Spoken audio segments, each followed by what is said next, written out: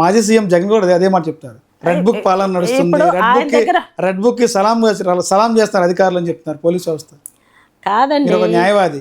Last 5 yearsలో red book కాదు, red blood చక్కగా ఎక్కడ పడితే అక్కడ కనపడింది. బ్లడెడ్ రాజకీయాలు, బ్లడ్ ఎర్రగా ఉంటుందండి. వివేకానంద రెడ్డి గారి విషయం అడగమనండి. దీనికంటే ముందు సునీత గారు ఇప్పుడు కూడా తిరుగుతున్నారు. వివేకానంద రెడ్డి గారు, అవినాష్ రెడ్డి, భాస్కర్ రెడ్డి, దస్తగిరి, అనుమానాస్పద పరిస్థితుల్లో చచ్చిపోయిన వాళ్ళు, వీళ్ళందరి గురించి మాట్లాడారు. అనుమానాస్పదంగా చనిపోతున్నారు వివేకానంద కేసుకు సంబంధించి అలా బాబాయ్ వాడు పులివెందుల రాజకీయాలు అలాగే ఉంటాయి. అందువల్ల ఏంటంటే దాని గురించి మనం ఎంత లోతుగా మాట్లాడుకోకుండా ఉండదు మంచిది. ఎందుకంటే చట్టం దాని పని అది చేసుకుంటుంది.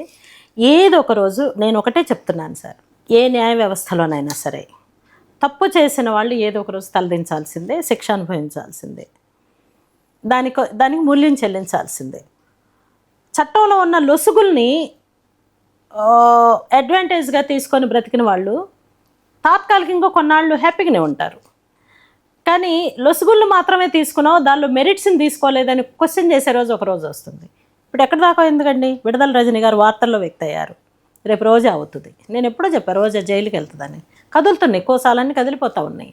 ఋషికొండ విషయంలో రోజా, రజని ఎందుకు ఫస్ట్ నుంచి రోజాకి మీ ఇద్దరి మధ్య కొంచెం గ్యాప్ ఏర్పడుతుంటుంది? ఆవిడ కాంగ్రెస్లో ఉన్నప్పుడు అదే, టీడీపీ ఉన్నప్పుడు అదే పరిస్థితి, మీరు అప్పుడు ప్రజారాజ్యంలో ఉన్నారు.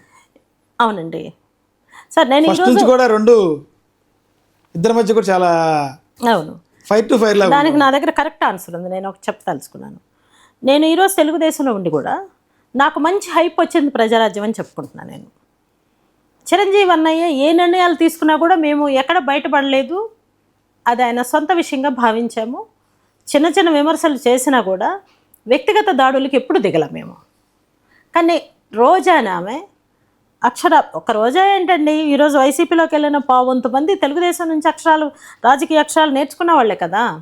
ఇక్కడ అక్షరాలు నేర్చుకొని నువ్వు రాజకీయంగా తయారయ్యి అవతలకు పోయి మీరు వాడిన భాష ఏంటి, అసలు మీ సంస్కృతి ఏంటి, మీరు జీవించిన జీవితాలేంటి, మీ లగ్జరీస్ ఏంటి, మీ భాష వలన మొత్తం రాష్ట్రం అంతా బూతులు మయమైపోయి ఎలా చేశారండి? ఇక్కడ అసలు ఆడమగ తేడాగా కూడా చూసుకోని అవసరం లేదు. కొడాలి నాన్న ఎంత మాట్లాడాడో అంతకంటే ఘోరంగా మాట్లాడిన వాళ్ళలో రోజా ఉంది. సో నువ్వేం నేర్చుకున్నావు? తెలుగుదేశం పార్టీలో ఒకళ్ళు కూడా బూతులు మాట్లాడండి బాబు గారు ఒప్పుకోరు. అసలు మాలాంటి వాళ్ళు ఎంత అన్కంఫర్టబుల్గా ఫీల్ అయ్యారంటే అది అనేది టీడీపీ పార్టీ నుంచి చెప్పి పదే రోజా గారు చెప్తారు. చిచ్చి ఎవరండి, వైసీపీ అంటున్నారు. ఎవరండి?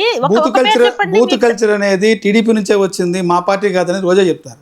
బూత్ కల్చరు పలానా వాళ్ళని చూపించమనండి, వాళ్ళు మాట్లాడింది చూపించమనండి ఎక్కడైనా. ఒకవేళ బూత్ కల్చర్ తెలుగుదేశంలో మొదలై ఉంటే అది రోజాతోనే మొదలై ఉండొచ్చు. తెలుగుదేశంలో కూడా అక్కడ బాగా తనతో పోటీకి బూతులు మాట్లాడే వాళ్ళు ఎవరు లేక వైసీపీలోకి వెళ్ళిందని నేను అంటాను. తప్పండి. నీకు ఒక అవకాశం వచ్చింది, నువ్వు సద్వినియోగం చేసుకో. నువ్వు మంత్రివి అయ్యావు, 2 మంత్రి అనుకుంటా, పర్యాటక శాఖ, ఇది కూడా గేమ్స్ ఆడదాం ఆంధ్ర స్పోర్ట్స్ మినిస్టర్ కూడా వచ్చింది. ఎంత గొప్ప విషయాలండి అవి. ఒక ఏమీ తెలియని అమ్మాయికి, డ్యాన్సులు వేసుకొని వచ్చిన అమ్మాయికి 2 ప్రధానమైనటువంటి పోస్టులు 2 ఇస్తే, శాఖలు ఇస్తే నువ్వేం చేసుకున్నావు వాటిని? ఎంత వ్యంగ్యంగా, ఎంత అసభ్యంగా, ఎంత అశ్లీలంగా ప్రొజెక్ట్ చేసావు నువ్వు ఉన్న 4 రోజులు. నిన్ను తిట్టని వాళ్ళు ఎవరైనా ఉన్నారా రాష్ట్రంలో? మేడం, 5 సంవత్సరాల్లో అమరావతి రాజధాని ఏమైనా ఫుల్ఫిల్ అవుతుందంటారా? డెఫినెట్గా అవుతుందండి. మళ్ళీ అందరూ మన వైపు చూసే విధంగా అమరావతిని తయారు చేస్తారు. అమరావతి ఉద్యమంలో నేను నిర్మాతగా ఉన్నాననే విషయాన్ని మీ ఛానల్ ద్వారా మరొకసారి గుర్తు చేస్తూ ఉన్నాను.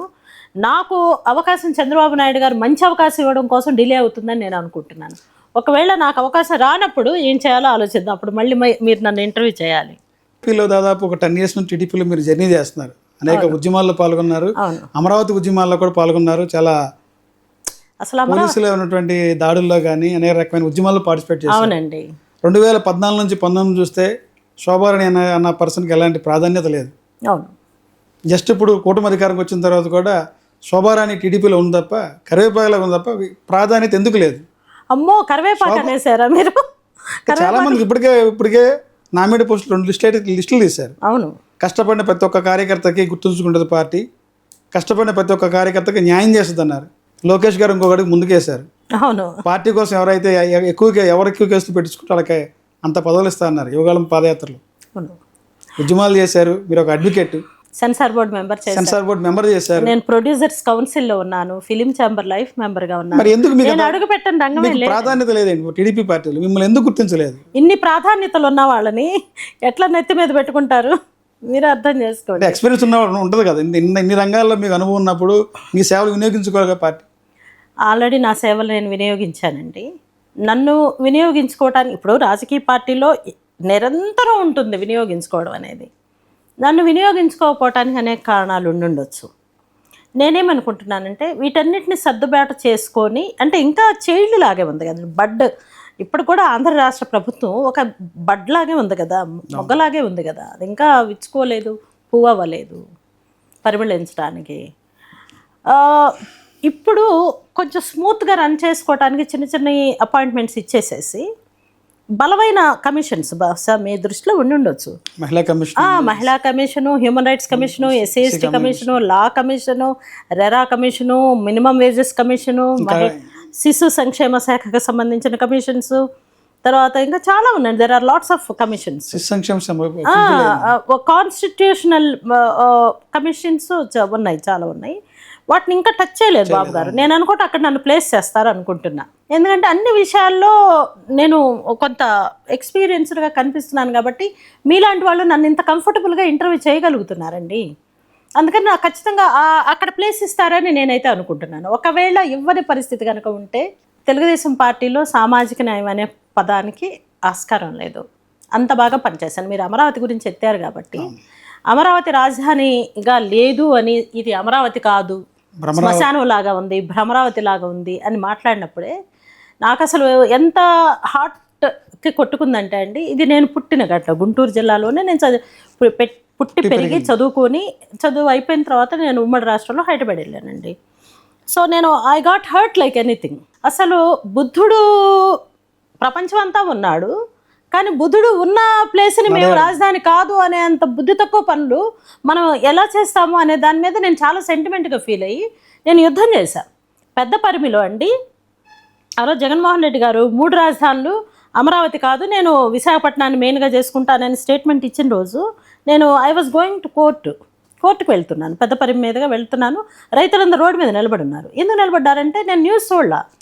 వాళ్ళు చెప్పారు ఏమని 3 రాజధానులు అంటున్నాడండి. అంటే ఒక రాజధాని నిర్మించుకోవడానికి మనకు టైం చాలదు, 3 రాజధానులు ఏంటంటే న్యూస్ టీవీలో వీటిలో సెల్లల్లో చూసి what the hell is this అని చెప్పేసి అని, ఓకే అండి ఇప్పుడు మీ పరిస్థితి ఏంటంటే, మా పరిస్థితి ఏంటి మేడం, మేము పొలాలు ఇచ్చి అసలు ఇంత గందరగోళ పరిస్థితుల్లో ఉంటే ఆయన అసలు 3 రాజధానులు అంటే మేము ఎక్కడికి వెళ్ళాలండి, మా భూములు ఇచ్చిన వాళ్ళు అందరూ ఎక్కడికి వెళ్ళాలని ప్రశ్నిస్తే అప్పుడు నేను చెప్పాను, నేను కింద కూర్చుంటాను నిరసిస్తూ, మీరు కూడా కూర్చోండి అని. అంటే that was the first day, అంటే డే 1 నుండి నేను అమరావతిని కాపాడుకోవడం కోసం ఉద్యమం చేశాను. నేను ఇచ్చిన ప్రసంగాలు ఇప్పుడు కూడా అండి యూట్యూబ్లో మీరు కొట్టి చూడండి, రైతులను ఉత్తేజపరిచిన శోభారాణి ప్రసంగం అని ఉంటుంది. నేను వాళ్ళని ఉత్తేజపరచడానికి, ఉద్యమం ఊపందుకోవడానికి,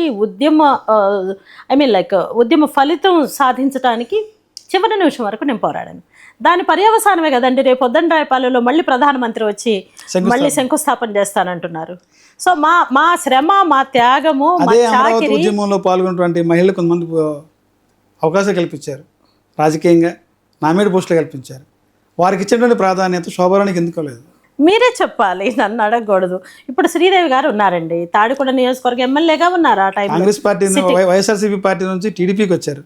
వలస వచ్చిన నాయకురాలు ఆవిడ. వలస వచ్చిన ఆవిడకే మాది కార్పొరేషన్ చైర్మన్ ఇచ్చారు. శ్రీదేవి గారికి ఏమి రాజకీయాలు తెలుసండి? ఆవిడ డాక్టర్గా వచ్చారు, డాక్టర్గా బాగుంటుందిలే అని జగన్మోహన్ రెడ్డి గారు కూడా అవకాశం ఇచ్చారు. రాజకీయాలు తెలియలేదు ఆమెకి అని చెప్పడానికి ఒక చిన్న ఉదాహరణ చెప్తానండి. నేను ఒక హార్ట్ పేషెంట్ ఆపరేషన్ చేసుకున్న తర్వాత ఆయన గుండె లబ్డబ్ అని కొట్టుకోకుండా జగన్ జగన్ జగన్ అని కొట్టుకుందని ఆమె అసెంబ్లీ సాక్షిగా చెప్పింది. అంటే she doesn't know about politics. అసలు ఆ డైలాగ్ వలన ఎంత చీప్ లుక్ వస్తుంది, జనంలో ఎంత వ్యతిరేకత వస్తుంది అనేది గమనించుకోలేదు. దాని అర్థం ఏంటి, శ్రీదేవి గారికి రాజకీయాలు తెలీదు అని. అంత మాత్రం చేత ఒక డాక్టర్ రాజకీయాల్లోకి రావడం అనేది మంచిది. కొడలి శివప్రసాద్ గారు డాక్టరు, చాలామంది డాక్టర్లు, చాలామంది ప్రొఫెసర్లు, లెక్చరర్స్, అనలిస్టులు, చాలామంది తెలుగుదేశంలో ఎమ్మెల్యేలు, ఎంపీలు, మినిస్టర్లు అయ్యారండి. అందుకని శ్రీదేవి గారు డాక్టర్గా చూసి డాక్టర్ అవసరం ఇక్కడ కావాల్సింది మనకి మామూలు ఎంబీబీఎస్ డాక్టర్లో ఫిజిషియన్స్ కాదు, సమాజానికి మందేయగలిగిన డాక్టర్లు కావాలి. సో ఆ అమ్మాయి లక్ ఏంటంటే డాక్టర్ అవ్వడం. అందువలన ఆమె నేను ఒకే ఏజ్ అండి. వాళ్ళ నాన్నగారు కూడా నాకు బాగా తెలుసు. ఇక వాళ్ళ నాన్నగారు కాంగ్రెస్ పార్టీలో సీనియర్. నేను ఇక్కడే పుట్టి పెరిగాను కాబట్టి ఆయన ప్రతి కాంగ్రెస్ నాయకుడిగా ఉండి ప్రతి ఎలక్షన్లో నామినేషన్ వేసేవాళ్ళు ఆయన.